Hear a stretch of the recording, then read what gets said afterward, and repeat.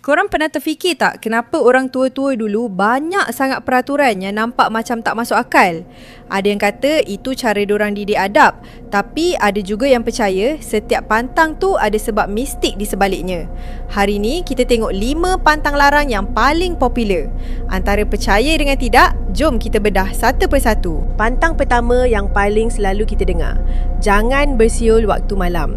Kalau ikut logik, mungkin dorang tak nak kita bising atau ganggu jiran tidur. Tapi mengikut kepercayaan lama, siulan malam ni dikatakan boleh menarik perhatian sesuatu. Kononnya, bunyi siulan tu macam frekuensi yang boleh memanggil makhluk halus untuk datang mendekat. Jadi, kalau tiba-tiba korang dengar ada siulan lain yang menyahut, itu mungkin bukan gema suara korang. Yang kedua, dilarang potong kuku waktu malam. Dulu-dulu mana ada lampu elektrik, jadi orang tua kata takut luka. Tapi ada versi lain yang lagi seram. Dikatakan serpihan kuku yang dibuang waktu malam boleh digunakan oleh benda gaib untuk memuja atau mengenakan kita semula. Ada juga yang percaya suara ketik kuku tu menarik perhatian penghuni alam sebelah untuk datang menumpang. Percaya atau tidak, korang berani ke nak cuba ketik kuku pukul 2 pagi? Seterusnya, pantang yang paling ikonik, jangan duduk atas bantal, nanti bisul. Secara logiknya, bantal tu tempat letak kepala, jadi tak sopan lah kalau kita letak punggung kat situ. Tapi ada info mengatakan bantal dianggap sebagai mahkota tidur.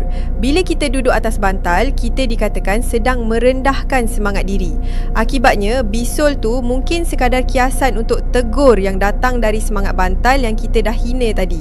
Agak-agak korang, bisul tu sakit ke atau teguran tu yang lagi sakit? Nombor 4, jangan menyanyi di dapur, nanti dapat suami tua.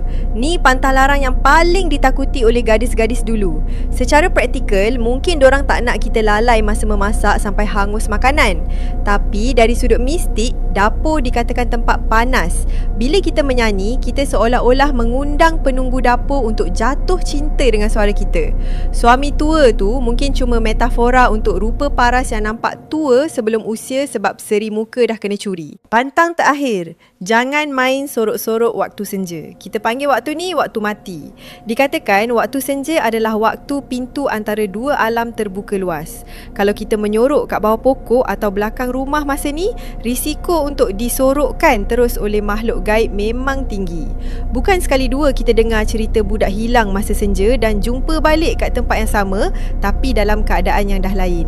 Antara logik mak suruh balik mandi atau gaib, mana yang korang lagi percaya? Jadi korang rasa macam mana? Adakah pantang larang ni sekadar cara orang dulu-dulu nak jaga disiplin atau memang ada kebenaran di sebalik amaran dorang?